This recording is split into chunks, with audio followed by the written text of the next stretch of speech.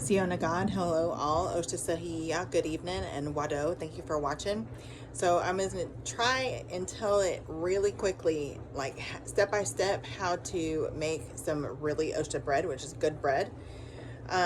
All you would need is a parchment liner dilly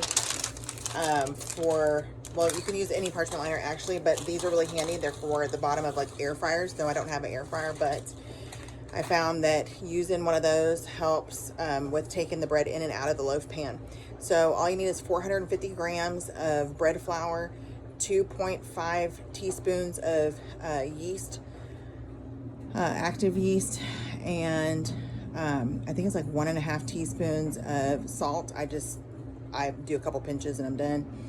And then 1.5 cups of warm milk. So that's like 110 to like 120. And you put all of that in there, and then you stir it all up until it gets kind of like tacky, but you don't see no like white clumps of flour in there. And you let it sit covered for like an hour to an hour, or like maybe 2 hours, somewhere in there, and it's going to double. Once it doubles, you don't punch it down or nothing. You just take and put some olive oil on your hands, rake it up out of the bowl, do your stretch and folds. So all that means is you put some of the dough, keep it in a ball, put some of it in one hand, and then with your dominant hand, you pull it out and fold it over. And then you turn it like 90 degrees and do that. You're going to do that 9 times. Then you're going to take and roll it out. You can either use your hands, you can use a roller, it don't matter none, but you're going to get it to like about a rectangle, no wider than your loaf pan. You're going to roll that up tight like you would do like a cinnamon roll or something like that. And if you ain't made no cinnamon rolls before, it doesn't matter. You know how tight they roll them things because you see them little circle dillies in there, right? So you just roll it up like that. You tuck the ends under itself. That way it doesn't come up puffed up like a cinnamon roll log or whatever. And then you put it on the parchment liner diagonal, just like that. Then you pick up the other ends like a little taco, put it inside your loaf pan. You do not have to oil this. That's the whole reason why you got that parchment paper.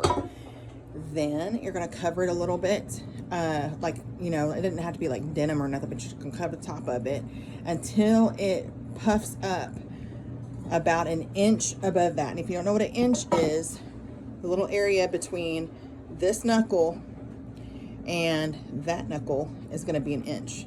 When it's bent like that, it's an inch. All right, so until it's like that, or you peep down like this here and you see it about an inch over the top of that.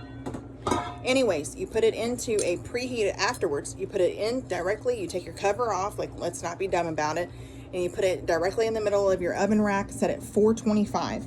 You take another loaf pan, put it over top of it. Now, don't go teeter-totter in that thing in there double like that.